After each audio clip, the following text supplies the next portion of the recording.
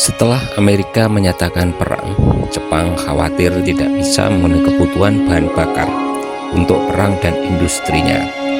Sementara Jepang telah berencana untuk melakukan ekspansi sumber daya alam di Asia Tenggara sebelumnya. Dengan alasan ini, Jepang tak perlu pikir panjang untuk memulai melaksanakan rencana ekspansi tersebut. Kemudian, tepatnya pada tanggal 11 Januari tahun 1942, Jepang memasuki Laut Indonesia. Kota yang pertama kali diduduki Jepang saat memasuki Indonesia adalah kota Tarakan, Kalimantan Utara. Dengan mengirimkan 20.000 tentaranya, Jepang mendarat di pantai timur wilayah Tarakan, Kalimantan Utara. Sayangnya, saat itu Indonesia masih di bawah penguasaan pemerintah Belanda. Hal inilah yang kemudian menimbulkan pergesekan antara Jepang dan Belanda. Belanda yang tidak terima kemudian berusaha menyerang Jepang dengan 1.300 serdadu dan beberapa kapal perang ringan, pesawat tempur, dan pesawat bomber. Karena jumlah pasukan dan senjata yang lebih banyak, Jepang berhasil mengalahkan Belanda dalam pertempuran tersebut. Kemudian, pasukan Belanda menyerah pada tanggal 12 Januari tahun 1942. Kemenangan Jepang tentu memberikan keleluasaan baginya untuk dapat menguasai wilayah Tarakan.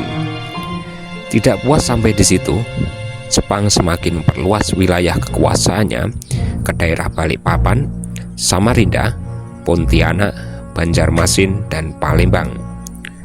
Setelah daerah luar Jawa dikuasai, Jepang mulai memusatkan penyerangan di Pulau Jawa dengan alasan karena Pulau Jawa merupakan pusat pemerintahan kolonial Hindia Belanda pada saat itu.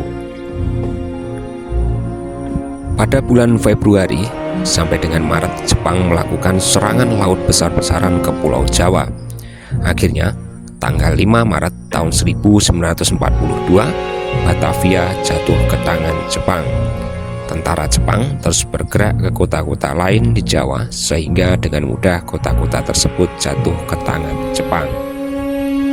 Nah, hingga akhirnya pada tanggal 8 Maret tahun 1942, Jepang mengadakan perundingan dengan sekutu atau Belanda dan memberikan ultimatum bagi sekutu untuk menyerah tanpa syarat terhadap Jepang. Setelah itu, wilayah Hindia Belanda yang dulunya merupakan wilayah jajahan sekutu menjadi berada di bawah kekuasaan Jepang.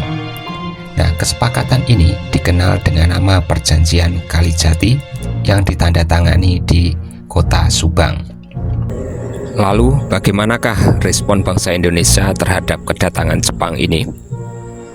Pada awalnya, kedatangan Jepang disambut baik oleh rakyat Indonesia. Rakyat Indonesia berpikir bahwasanya Jepang sudah berhasil mengusir sekutu, yaitu orang-orang yang selama ini sudah membuat hidup rakyat Indonesia menjadi sengsara.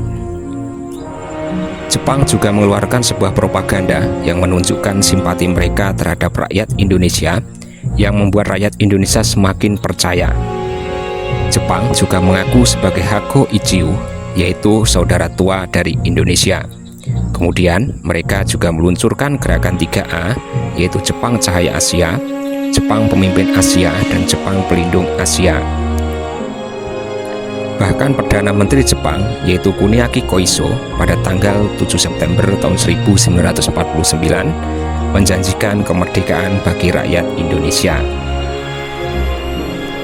Perlakuan Jepang terhadap Indonesia yang seperti ini berhasil menggait perhatian beberapa tokoh nasional Indonesia seperti Soekarno, Hatta, dan Suwarti Surioningrat.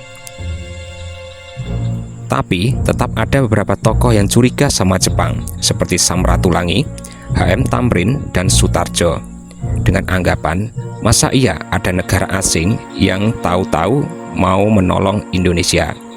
Pasti ada udang di balik batu.